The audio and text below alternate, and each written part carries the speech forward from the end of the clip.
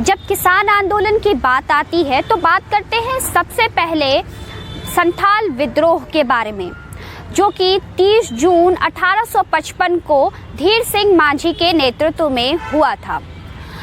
इसके बारे में बता दें आपको कि यह भारत का पहला व्यापक और सशक्त विद्रोह था, जिसका केंद्र बना बिहार का भागलपुर जिला। उन दिनों अंग्रेजों का अत्याचार इन संथालों पर इतना बढ़ गया था कि उन्होंने इनकी सारी जमीनें हड़प ली और साथ ही भू राजस्व की ऊंची दरें भी इन संथालों को देनी पड़ती थी। नतीजा यह हुआ कि ये संथाल एकजुट हुए और इन्होंने ब्रिटिश शासनकाल के खिलाफ विद्रोह कर दिया।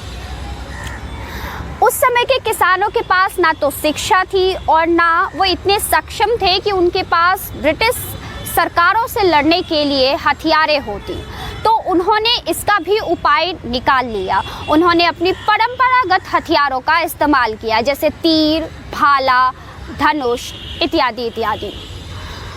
आलम यह था कि इन संथालों ने सभी सरकारी जमीनें, रेलवे और सरकारी गाड़ियों को जला दिया। जो दस्तावेज इस बात का साक्ष्य थे कि वे संथाल गुलाम हैं, उन्होंने इसे भी नष्ट कर दिया। नतीजा यह हुआ कि ब्रिटिश सरकारों को इन्हें काबू करने के लिए अपनी सेना बुलानी पड़ी।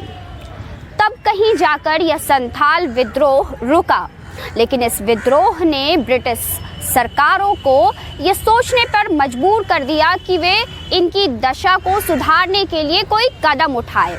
संथाल विद्रोह की तरह ही एक और विद्रोह बिहार की धरती पर हुआ, चंपारण में, जिसका नेतृत्व स्वयं गांधी जी ने किया। इस आंदोलन के तहत किसान चाहते थे कि 3 कठिया परंपरा को खत्म किया जाए। जी हाँ, हम बात कर रहे हैं नील विद्रोह की, जो कि 1917 में हुआ था। अब आप सोच रहे होंगे कि ये 3 कठिया परंपरा क्या है।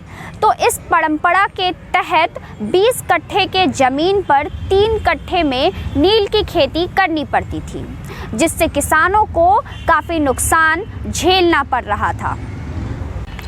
गांधी जी, मरूल हक, राजेंद्र प्रसाद, ऐसे तमाम लोग बिहार पहुंचे और ब्रिटिश हुकूमत के खिलाफ अपना पहला सत्याग्रह प्रदर्शन किया।